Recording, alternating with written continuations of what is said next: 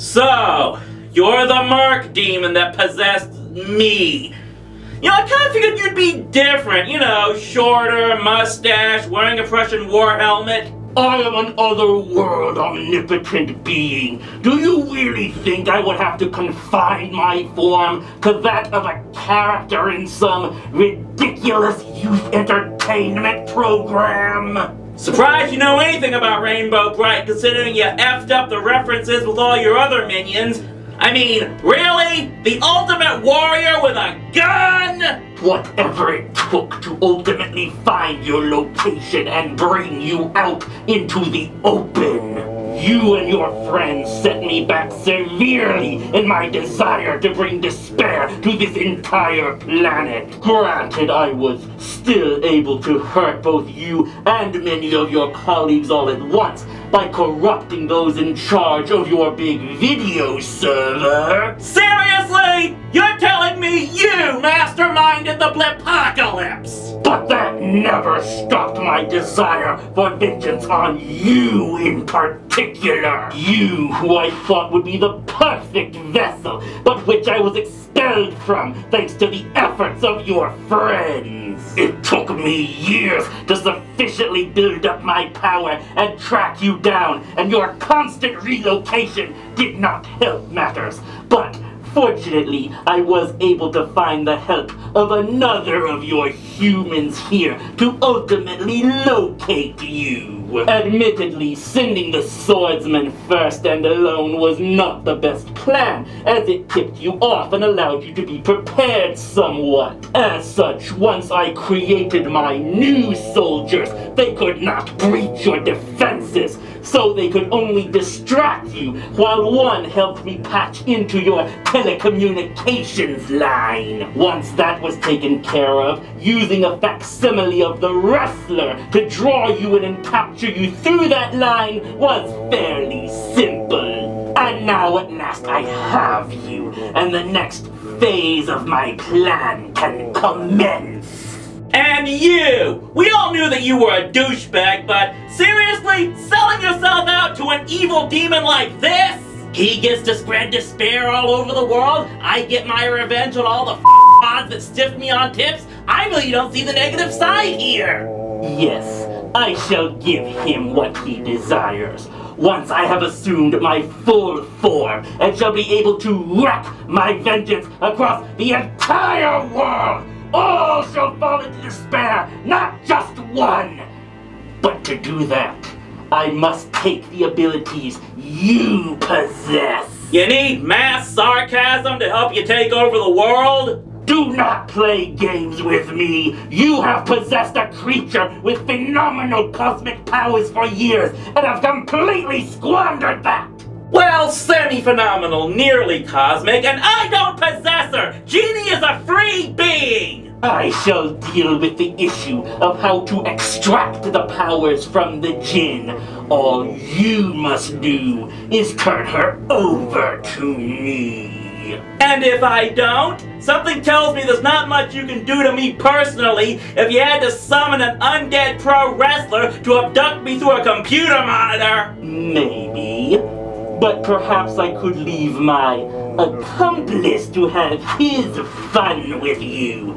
He seems to have some creative ideas.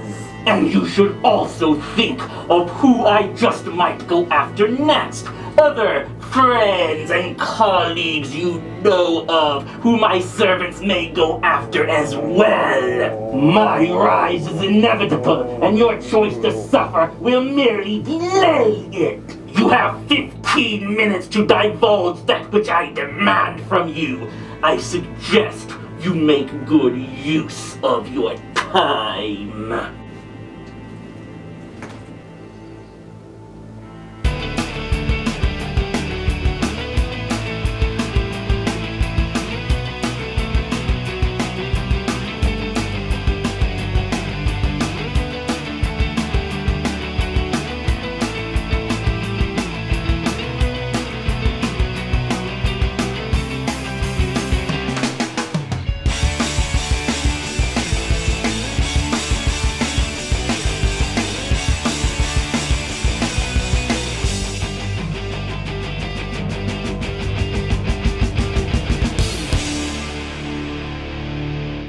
Well, something tells me this might be my last video, so you know what? No way am I gonna spend it reviewing something bad! I firmly believe that the 1960s was the greatest period for television ever. There were just so many creative concepts used back then, many of which you could probably never get away with today. Want a space opera with a multi-ethnic cast that includes aliens? Done! A sitcom about a guy with an enchantress for a wife? Take your pick! Westerns? Comedies about rednecks? A primetime cartoon that takes place in the Stone Age? They had it all! And among all of that was, of course, Mel Brooks and Buck Henry's beautiful spy satire, Get Smart. This show was brilliant. It knew how to perfectly lampoon the time period and the espionage genre. Everyone from Don Adams to Barbara Feldon to Ed Platt to Bernie Koppel played their parts to the hilt with comedic timing that is still among the best you'll see anywhere. So screw bad TV. We're gonna take a look at my favorite episode from one of my favorite TV shows ever. This is the Get Smart episode, The Little Black Book. The episode begins with Max calling Agent 99 to tell her about the evening he has planned. There's a buddy of mine in town, and, well, he asked me if I could get him a date. And I thought if you weren't doing anything tonight... But, Max... I wonder if you could get a girl for me while you're at it. And nothing special, about 5'2", blonde hair, blue eyes, 99. And to think it took nearly 4 years for those crazy kids to get married. But Max doesn't have to pine too long because immediately his dream girl shows up at his door. Because that's what happens when you're a spy in the 60s. She claims to be a chaos defector named Gina Matusik who has information to sell to Control. But she gets shot before she can divulge any more information. And just as that happens, the door knocks again. Max, it's Sid Krim. Open up, it's cold out here.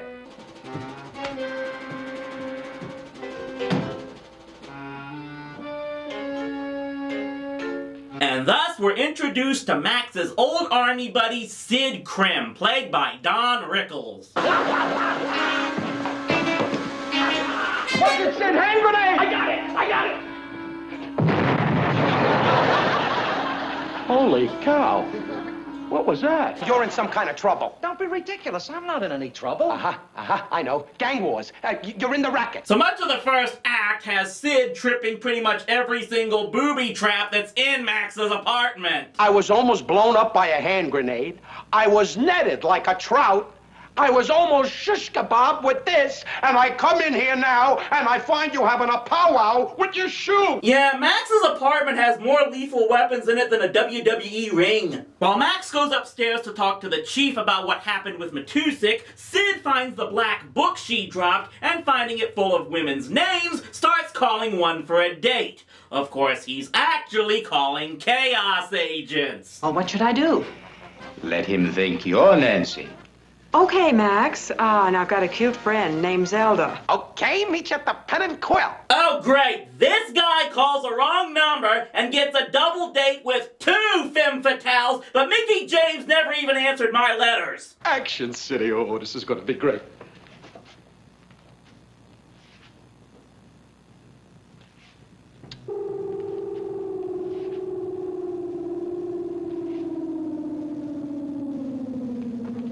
Yeah, that's probably not gonna lead to anything.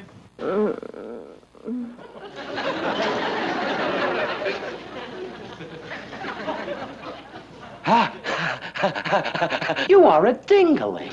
I'm calling a doctor. Sid, wait!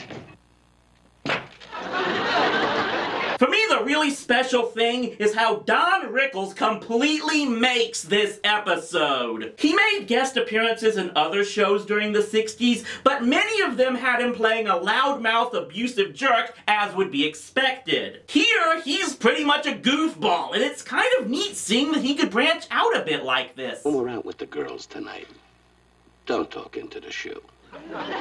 I understand. But they're liable to think you're a little eccentric. I found them in your little black book. What little black book? I don't have a little black book. I got a little red book. Well, it was black when I found it on the floor, and it's black now. So that's what she was trying to sell me. So when Max and Sid meets Nancy and Zelda at the club, Max naturally confronts them about the little black book. Nancy agrees to have a philosophical discussion with Max. Horace? I'm your old Sergeant, Sid. You wouldn't shoot me, would you, Corporal? Of course not, Sergeant. Good.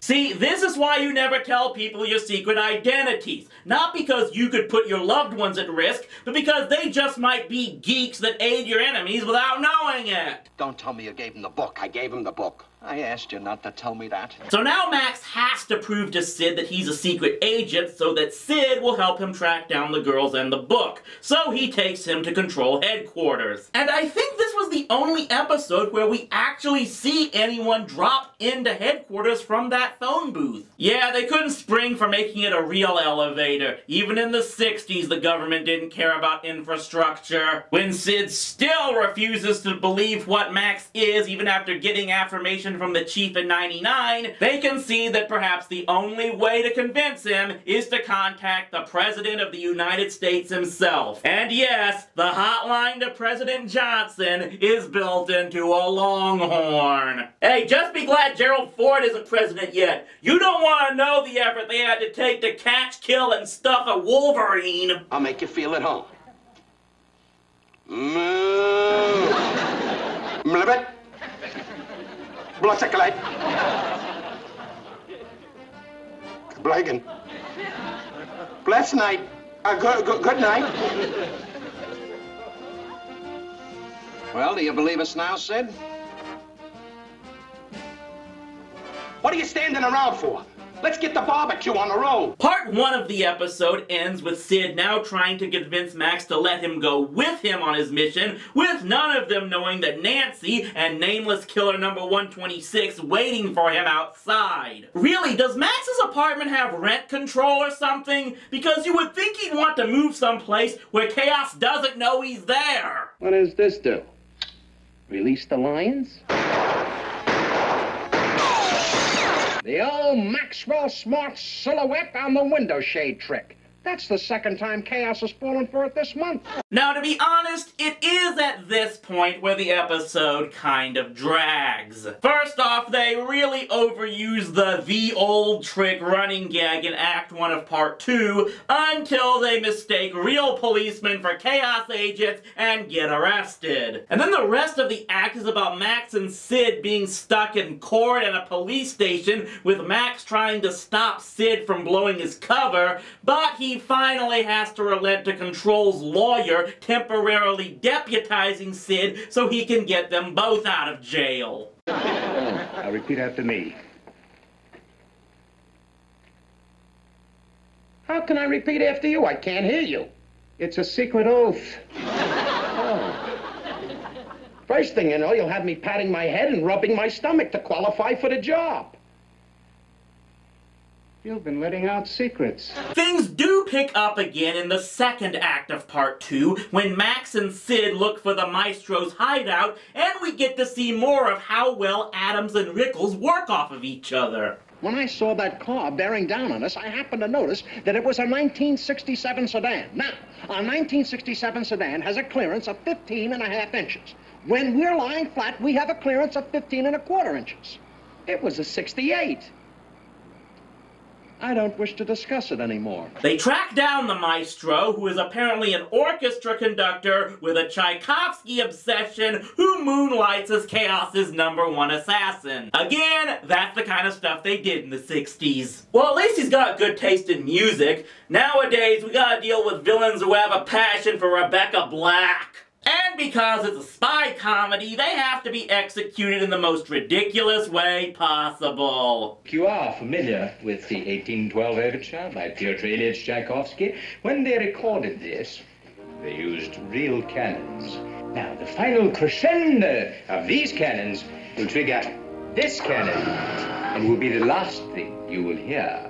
Are you kidding? When that thing goes off, the police force, the Army, the Navy, and the Marine Corps will come rolling in here like oranges. Not with this silencer. They weren't. Methinks the maestro may be compensating for something. Enjoy yourselves, gentlemen. I shall be waiting upstairs with the ladies. But of course, Max still has a few tricks up his sleeve. Quite literally in this case. Oh, false hands and the chain trick. Oh, the old hacksaw and the belt buckle trick. Will you shut up? Yeah, when Max gets tired of that joke, it's pretty much time to call it quits. Here's what I'll take off my shoelace and I'll tie it to this table, see? And then I'll hide under the cannon. And then when the maestro comes down, he'll see that I'm gone and he'll rush over to you. You'll pull a string on the record player and then the music will stop and then the cannon will go off. Good, marvelous, that's great. Max, get me out of here. They take out the maestro with his own midlife crisis gun, and we have just enough time for one more classic Maxwell Smart line. You know, Sid, in a way it's kind of a shame. What are you talking about? If he had only used his baton for goodness instead of evil. And the episode ends with Sid Krim getting the double date he wanted from the beginning. Let's get out of here, huh, honey? I think they want to be alone. Well, they really do make a cute couple. And that's the Get Smart episode, The Little Black Book. Still one of my favorite TV episodes of all time. The thing about this episode, and so many more from Get Smart, is that it knows exactly what it is and runs with it. There's no attempt to be deep or dark in order to prove it's edgy. It's meant to be a spy satire, and that's exactly what it is. And when even a curmudgeon like Don Rickles can see that and play exactly the type of dorky supporting character this episode needed, that's what it takes to make a great show. And really, shows running with the crazy settings they were given was what 1960s television was all about. Overall, Get Smart as a whole was just about being a ridiculous hoot in a ridiculous setting, and you know what? Maybe we need more of that in television today to escape the drudge of real-life society. Your time is up! You will divulge the information on the gentleman at once! You're wasting your time. I can't tell you anything. You mean you won't and you will? No. I mean I really can't. And just why can't you? Because that's not rowdy, ass clown.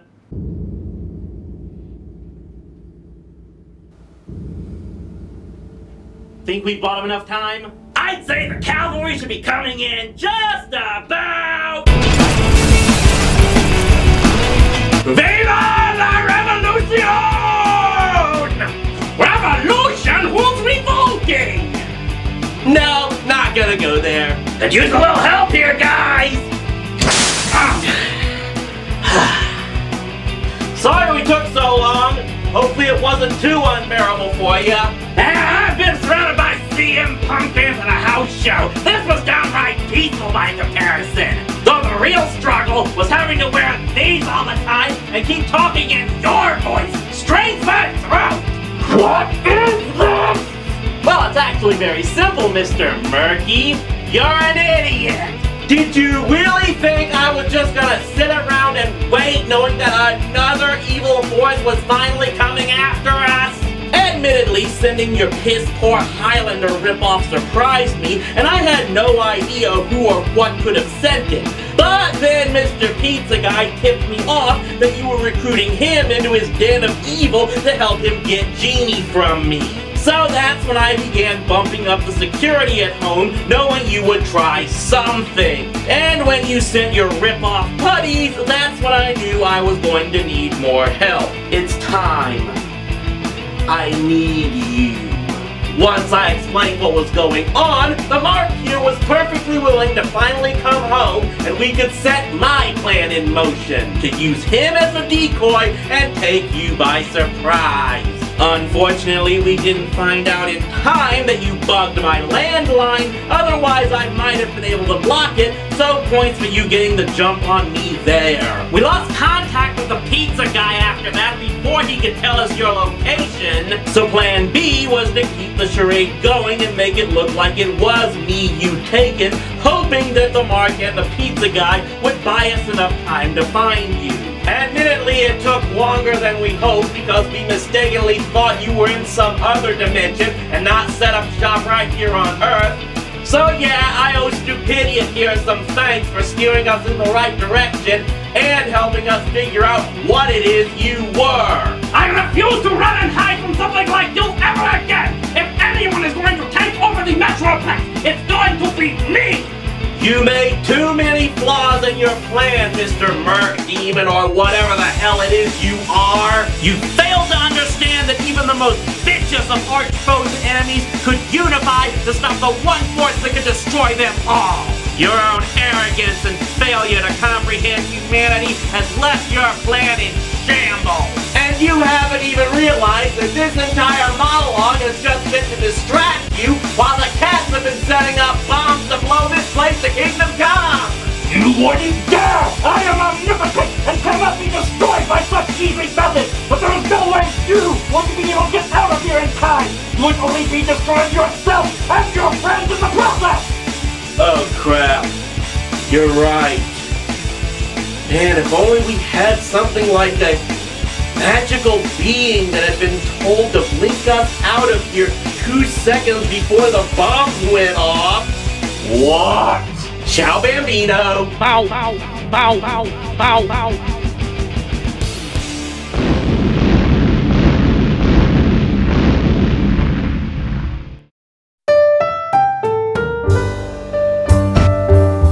Thanks for your help, Stupidian. I guess it's true, sometimes arch-nemeses can work together when it's absolutely necessary. This changes nothing, Rowdy! My dream of conquering the Metroplex will one day come to fruition! You and your precious band of ninja cats will one day bow to the will of Professor Hiram Stupidian!